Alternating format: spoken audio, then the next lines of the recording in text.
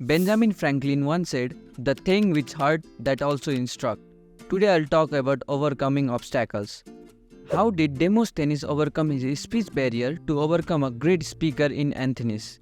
What did Thomas Edison do when his factory built through a lifetime effort burned down? And what crucial lesson does NASA teach astronauts before sending them into space that can also benefit your everyday life? I'll answer these questions using insight from Ryan Holiday's best-selling book, The Obstacle is the Way, which shows how great people turn their challenges into advantages. In 1966, Rubin Carter, a famous American boxer, was wrongly accused of triple murder and sent to jail. Instead of giving up, he stayed mentally strong to prove his innocence. He spent nearly 20 years reading books on law, history, and philosophy.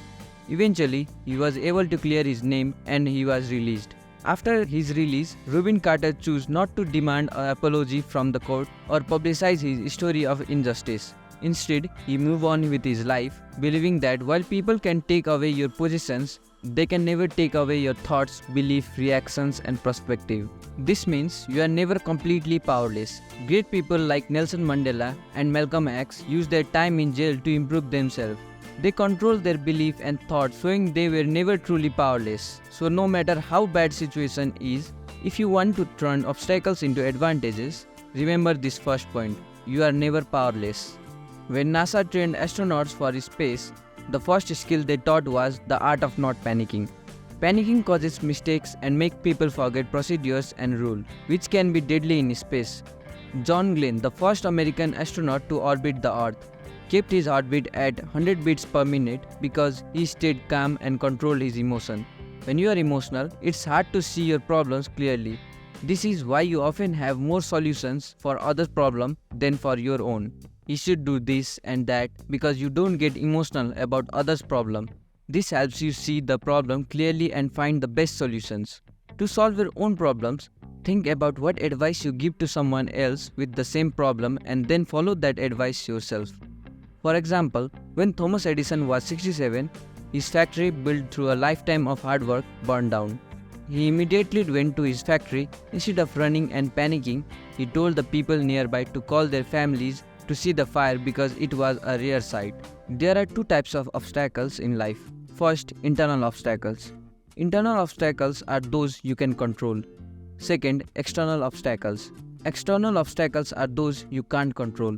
You need to understand that you can't control everything, such as weather, disaster, the economy, other people's emotion, and their judgments. But you can control yourself. So focus on controlling the things you can. For the things you can't control, focus on controlling your response to them. So the second lesson is, don't panic and concentrate on what you can manage. Point number 3. Follow the process. American football coach Nick Saban told his players to focus on the process. He advised them to forget about winning the championship or beating the other team. Instead, they should focus fully on their actions in the game and practice hard. By concentrating on the process, winning the championship, beating the other team, and reaching their goals will happen naturally. By following this approach, Demosthenes, who once couldn't speak well, became a great speaker in Athens. To overcome his speech barrier, Demosthenes came up with a synthetic plan. He practiced tongue exercise, delivered speeches while climbing stairs, and spoke in strong winds to maintain clarity. He even built an underground room for study and saved half of his head to stay focused on practice without distractions. Through dedication to this process, he transformed from someone with a speech obstacle into a masterful speaker, impressing others with his strong voice and compelling habit. Thomas Edison successfully invented the light bulb by sticking to a methodical approach.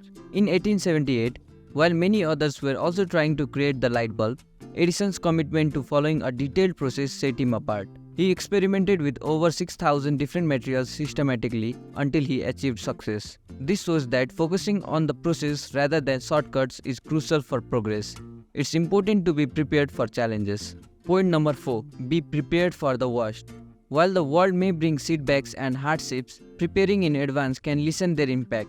Only a small percentage of people use a technique called pre-mortem, designed by decision-making psychologist Gary Kellin. This involves imagining potential failures before they happen, a strategy rarely employed in everyday life. Let me simplify that for you.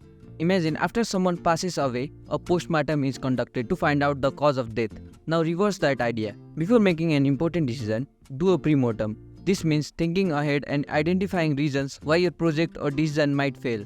When you're prepared for both success and potential setback, you won't be emotionally thrown off by failure.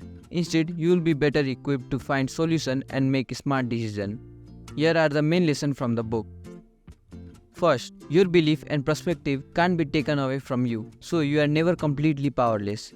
Second, during tough time, instead of panicking, focus on what you can control. Manage those aspects directly. For things you can't control, manage how you can react to them. Third, use a step-by-step approach, like Demosthenes and Thomas Edison did to tackle difficult tasks. Fourth, before making important decisions, think ahead and consider potential problems. This preparation helps you handle tough situations better.